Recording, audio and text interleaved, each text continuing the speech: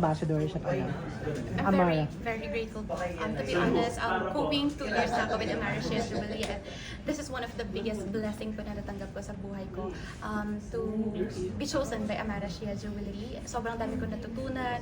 Of course, ang dami din pong natulong sa akin when it comes to my own living. Ayun po. Pangatlong batch na mag-ano, tama ba? Mag-online? No, I've done a lot of live selling na po with them. So it started last year po. So marami na rin po kaming bansang napuntahan, especially mga jewelry fairs, Hong Kong, Japan, more on Asia naman po. But yes, every time na meron po mga fair, jewelry fair, nandun po kami. And sobrang nakasan na rin po ako when it comes to live selling. Na-train po ako ni Ma'am Sheena, and lalo na nung nanganak po siya, nung manganganak po siya during those time, buntis din ako noon, and ako po yung nag-take over sa kanya. So doon po talaga, mas marami po akong natutunan, mas naging sanay na ako sa pagla-live selling. So ayun po. Hindi ko lang kung tama lang yung research ko na. You're also a nurse with profession. I am a nurse po, so You're also a vlogger, tama ba? yes po, Mag-vlog ka rin I'm a about vlogger. your... So my journey started when I was in Japan po, when I was an OFW po. So from there, dun po ako na-start vlog. And actually, a little background lang po. Na-meet ko pa si Ma'am Sheena at si Sir Ian during a jewelry fair sa Japan. So we met sa Japan po. And then, ayun nga po, diligawan nila ako to be one of their ambassadors. So at first, of course, hindi ako makapaniwala kasi isang hamak lang kong OFW vlogger na nagsisimula sa Japan. And then nalaman ko na makakasama ko si Miss Sanya. So talagang sobrang laking blessing po talaga nun. And then nag-start pa sa live selling.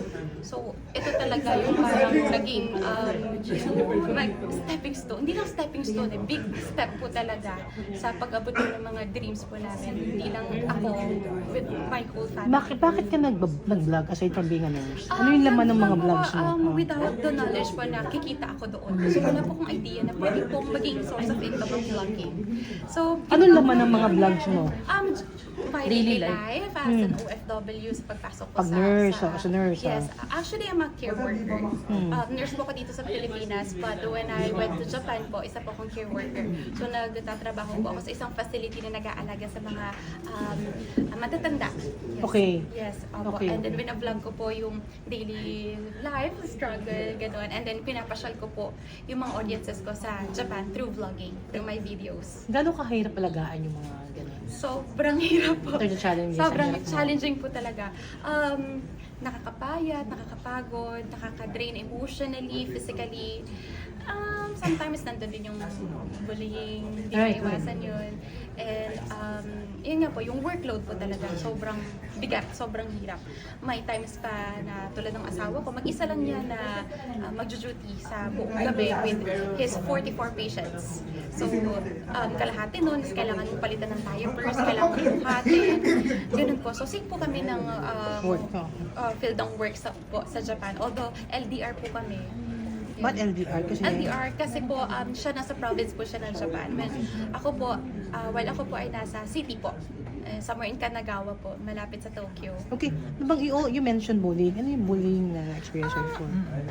Let's say, siguro, since magkaiba po ng culture, Yes, magkaiba yes. po. Mga Japanese din sila. Yes, meron po language barrier, of course. Okay. Di ba? Actually, you can pass like a Japanese also.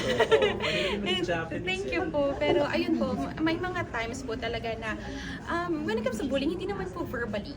They're very respectful po. Yeah. But when it comes to workload po, sometimes may ilan po na talaga na abusado.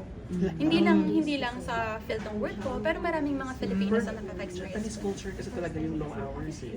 Yes, but sometimes hindi lahat ng Japanese is talagang basican.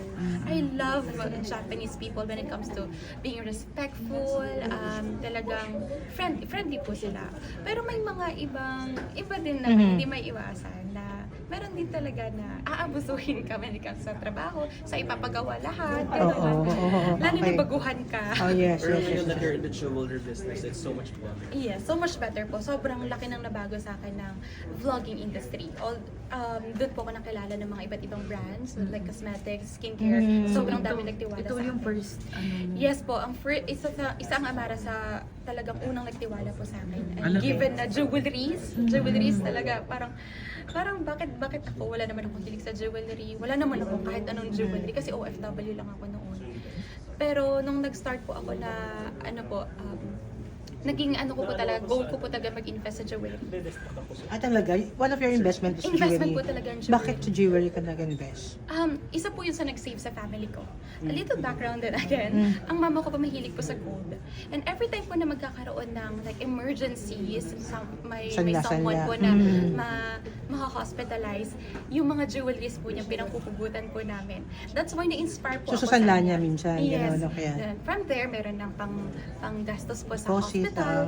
Doon ako na-inspire na ganun pala ka-importante ang jewelries, ang gold. That's why talaga sabi ko kapag nagkapera po ako, sa jewelries talaga ako mag-i-invest. Ano yung mga jewelries na ininvestan mo? Gold. Gold Ano po gold? talagang, yun po, ang gold kasi parang pinatulog mo lang yung pera mo eh. Yes, Nasusuot mo pa. So may panghuhugutan ka. So more on gold po talaga ako. Wala pa naman ako na sa state na pang diamonds. Wala Kasi pa naman. pang diamonds, they say timeless po yun. And talagang yun yung status symbol. And I think for me, wala pa ako sa status na yun na magda-diamonds. When it comes to investment, we always say that if you want investment, invest in gold. If you are that madam na talaga, diamonds. Diamonds. But also, diamonds has, din naman po, value. If you sell diamonds, so those who buys diamond po. So, ayun. Oh yeah, question ko lang. Aside from that, ano pa yung mga investments mo na Land. sa pagbablog, like I land? have sort of businesses po like salon. I have a coffee businesses po, like kiosk. I have 2 branches. Anong pangalan ng ongoing kiosk mo, business. ha? So, franchise lang po siya. It's a P1T1 takeaway coffee. So, Hmm. meron po akong isa sa La Union and magkakaroon po ako ng isa sa Baguio. I have a mini resort po nakakatapos lang po. Saan yan? Saan yung mini resort mo? Sa Tayug, Pangasinan po. Yung ininvestan ko po na nagkaroon po ako ng first ever na revenue ko sa pag-vlog po. Binili ko po ng lupa sa Tayug, Pangasinan. Wow. Lupa Okay. po talaga. And then, pinatayuan ko po siya ng mini resort. Kakatapos lang po. And then, I plan po na iparent na po yun by September. And then, I have Parang farm lot siya. Yeah, it's a farm lot po. So every time po na we have kinikita po sa lahat ng mga Mga vlogs. Parang yung kay vlog Bea namin, sa Alonzo, mga yung events. ganun. Hindi naman po ganun kalaki. Oo, ganun Ilang kalaki. hectares? Parang ganun po. Mga gano'n kalaki? Hindi pa po abot ng hektarya. Pero iba't iba po. So I think meron na kaming 6 Na? mga lupa na hindi naman po Ganun malaki. kalaki. Siguro Ayun, mga bagay cuts na. niya is nasa 500, Malaki yun, ha? 1,000, something ganun po. Aside from that, may sasakyan, mga ganun, Yes, nakabili we ka. have po, may mga sasakyan kami and recently nag-invest kami ng sasakyan for our baby. Something na comfortable siya. It's an Alphard. Hindi man po siya hindi naman siya modelo. Modelo pa rin siya pero hindi yung pinaka-latest. So it's just a second-hand po na vehicle. So, it's an Alphard, Toyota Alphard. So yun kasi since may baby na kami, gusto ko comfortable siya, hindi matagtag. Yun po. Kamusta naman ang pagiging first time mom? It's very challenging po, especially na first time po namin pareho ni Kevin. Sobrang hirap. Hands-on po kami kay baby. So, kami po lahat-lahat sa kanya. And ngayon lang po actually, to be honest, ngayon lang po namin siya iniwan. Kasi po, nandun pa rin yung anxiety ko. Very anxious po ako as a first time mom na iwan yung anak ko. So, ngayon kasi it's a long weekend. So, walang pasok ang mom ko. My mom is a teacher po. So, she can take care of my baby kasi nagtuturo po siya ng mga bata. So, ngayon po, tinake ko po yung opportunity na yon na si mama muna. So, iniwan ko po siya sa mom ko. Pero sa pretty, hindi ka ba nag-showbiz dati? Artista? Hindi po, thank you. Commercial, wala. Hindi po. Hindi pa. Hindi po. Oo, in fairness sa'yo, ha? Thank you po. Oo. Pero wala kang balak. Wala po. Ay, wala. Sila yung magtindi ng alahas. Mas maraming pera Gusto ko dyan. na po.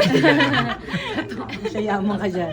Pero ano, what's this? Bakit ka nag-decide na iwanan na yung buhay mo sa Japan and mag-settle down? Dito ka na lang ngayon sa Pilipinas. Frankly speaking, mas more po ang kinikita ko po dito. Okay. So, when I started vlogging po kasi, doon ko nakita na, wow, ang laki ng revenue. And Totoo then, yan. more na more po brands po ang dumating sa akin, nagtiwala sa akin. So, compared po talaga sa kinikita ko as an OFW.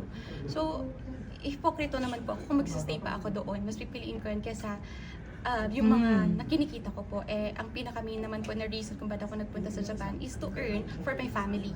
So, kung nasa Pilipinas ako, makakasama ko sila while earning more Yeah. of what I'm earning sa Japan. Asawa mo ngayon, asawa mo na rin dito ngayon. Ay, dyan po siya sa likod. Okay. Apo. Yan po.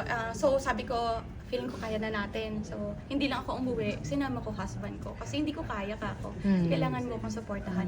But then hindi po namin ina-expect na puputok yung pag-vlog ko. Even na nasa Pilipinas na ako. Sabi nga nila, dapat dyan na lang yung Philippines ka na kasi wala ka na sa Japan. Yes. But I will always say na doon ako nag-umpisa. Yes, It's my yes. trademark. So hindi ko po talaga tinatanggal pagiging Janela in Japan pa rin. Ilan taon ka sa Japan? By God's grace po, 1 year and 4 months lang po ako nagtagal doon. Kailan ka bumalik sa Pilipinas? November 2024 po. Okay. Yes. So during dun ka na rin na-discover? Yes po, doon po ako na talagang pumunta. Akala ko nga po pag uwi ko dito, wala naman na doon ang vlog ko. Pero doon mas more pa po kaming nakilala. Ang plan din po talaga namin is mag-US na lang kami, maging nurse sa US. Kung hindi na kami pala rin sa Pilipinas. Pero ayun nga po, up until now pa rin po. Nakikilala pa rin po. So meron na rin bang mom and baby brands na... Yes, ma'am. Actually, kahit kaka-announce ko pa lang po na buntis ako, sobrang nagdagsaan ko yung mga brands. But kahit po may mga baby brands po na gusto makipag-collaborate sa akin, ayokong i-involve yung baby ko as much as possible. Yes po, ayoko siyang ipakita. Siyempre, private dapat Yes, siya. private pa rin po. So, since yun nga po baby ko, pinoprotektahan ko pa rin po yung privacy niya. So Ilan taon na more on siya? mommy. 2 months po. 2 months. Kaya kaya ba eh? Babae po. Anong name? Ay, ay, okay. Amanda. Amanda. Oo, kasi nung Parang nabuntis ka, ang ganda mo Amara. nun, hindi ka hagad. Parang Amanda, Amara. Parang Yes, gano'n. no? Amanda.